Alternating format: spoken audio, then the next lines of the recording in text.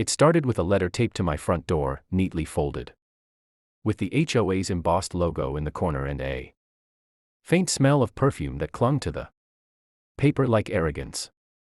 "Dear resident," it began.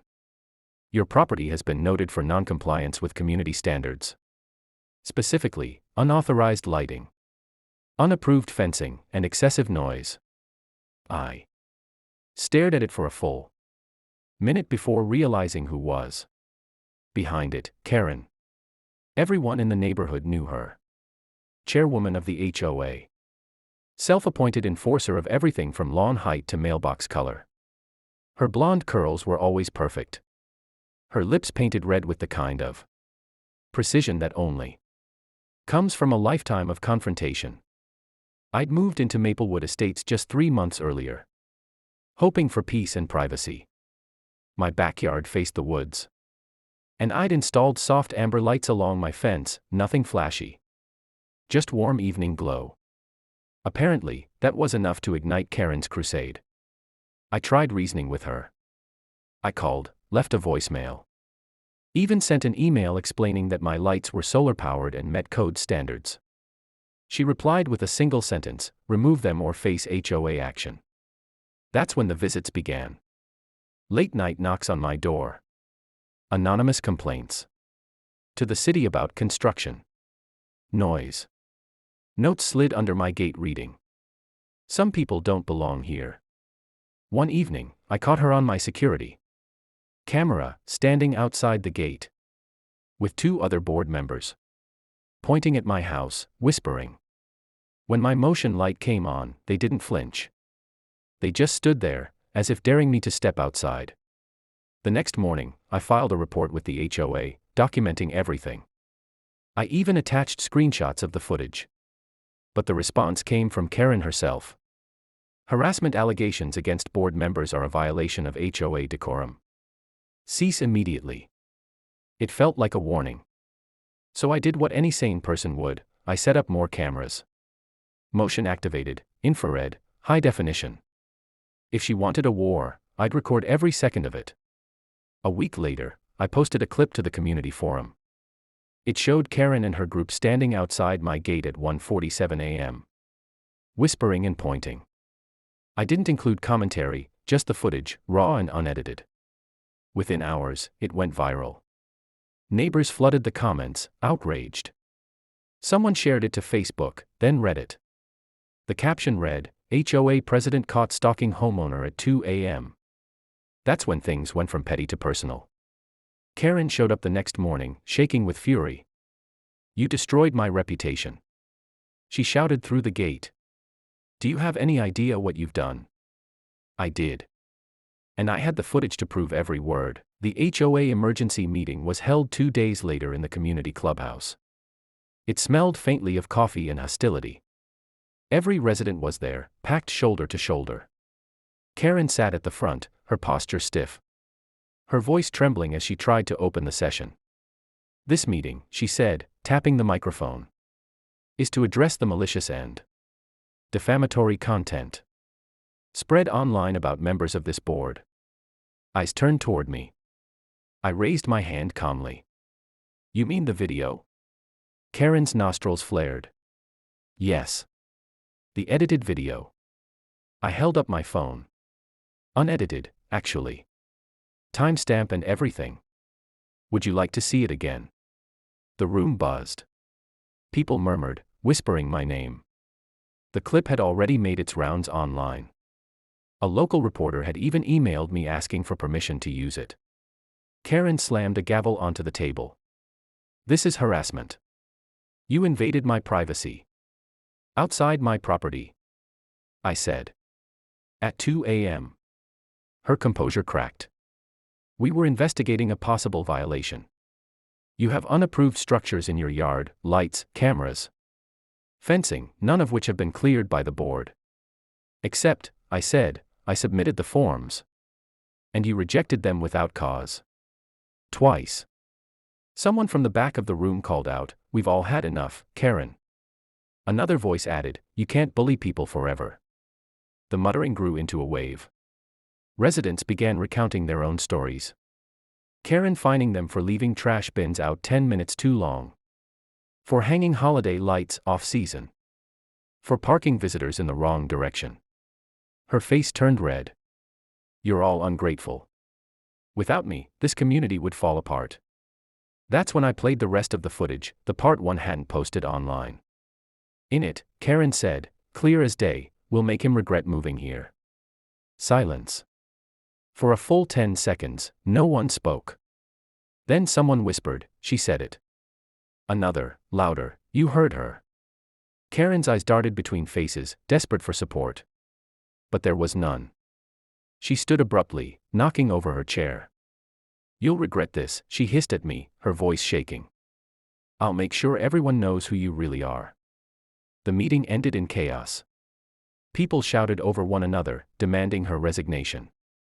I walked out, adrenaline buzzing through me. But as I reached my car, I saw her standing at the far end of the parking lot. Arms crossed, staring straight at me. And that's when I realized, Karen wasn't done. Not even close. It was just past midnight when the sound started again, soft footsteps on gravel. Right outside my gate. I checked the monitor, 3 figures, one unmistakably Karen. They weren't moving this time. They were waiting. I watched them for nearly 10 minutes. Karen stood with her phone in hand, occasionally pointing toward my security camera as if daring it to blink. I whispered to myself, you can't be serious. But she was. By dawn, they were still there, 3 HOA members camped outside like sentinels of suburban madness. My neighbor across the street texted me, are you okay? They've been out there all night. I called the non-emergency police line. The officer arrived 20 minutes later. Karen immediately switched into performance mode. Oh, officer. She exclaimed. We're simply here conducting a community inspection. There have been complaints about security violations. The officer raised an eyebrow. At 5 a.m. Karen smiled tightly. We take our duty seriously. He turned to me. You want them removed? Yes, I said. They're trespassing. He ordered them to leave, but Karen made sure to have the last word. This isn't over, she said, her eyes burning through the gate. You've humiliated me publicly. People think I'm some kind of villain. I almost laughed. You did that yourself, Karen. The police left. The HOA trio retreated. But I knew better than to relax. 2 days later, I got another letter, this one thicker. Formal, from the HOA legal counsel. It accused me of defamation, harassment, and creating a hostile environment for leadership. My attorney, a calm man with graying hair, read it twice and sighed. She's bluffing, he said. She's trying to scare you into silence. I didn't scare easily. That evening, I posted a second video, footage of the all-night stakeout, complete with timestamps and police arrival. I captioned it. HOA board waits outside my gate all night, calls it an inspection. It exploded online. Within hours, news outlets picked it up. Karen's name became synonymous with HOA horror stories. Neighbors began hanging signs on their lawns that read, "No more Karen." For the first time since moving in, I felt the neighborhood united. But I also knew what was coming next. When someone like Karen feels cornered, they don't surrender, they retaliate. And I could feel the storm brewing. The official notice came a week later. Karen was being removed as HOA chairwoman. The board voted her out 5-1. The single no vote was her own. She called me that evening. I didn't answer. But her voicemail played like a movie villain's final monologue. You think you've won, she said. You think ruining my reputation online makes you better than me? You'll see what it's like when everyone turns against you. I saved the message, of course. The next morning, I found tire tracks across my front lawn. My mailbox was open, its hinge bent. A small envelope lay inside, no name, just a note, you destroyed everything. Enjoy it while it lasts. I forwarded it to the police and my lawyer. The officer sighed, clearly tired of her antics. We'll add it to the report, he said. For weeks, things were quiet. The air felt lighter. People waved at me now, smiled when they passed by. Karen's house, once pristine, started showing signs of neglect. Her perfect hedges overgrew, her lawn browned. It was like the queen had abdicated, and the kingdom moved on. Then, one morning, a moving truck appeared in front of her house. I watched from my porch as men carried boxes out, while Karen stood in the driveway with dark sunglasses and a blank stare. She didn't look at anyone. As the last box went in, she finally turned to me. "You think you're some kind of hero," she said across the fence. "But you'll always be the man who destroyed me." I met her gaze. "No, Karen.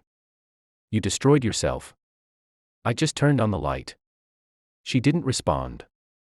She got into her car, slammed the door, and drove away. The neighborhood erupted in quiet relief. Someone popped champagne.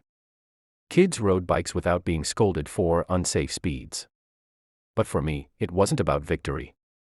It was about peace. Weeks later, I received a letter, this time from the new HOA president. It read, "Thank you for standing up when others couldn't." I folded it carefully and placed it beside Karen's first letter, the one that started everything. Same embossed logo. Same paper. Different tone. Sometimes, all it takes to end tyranny is a camera.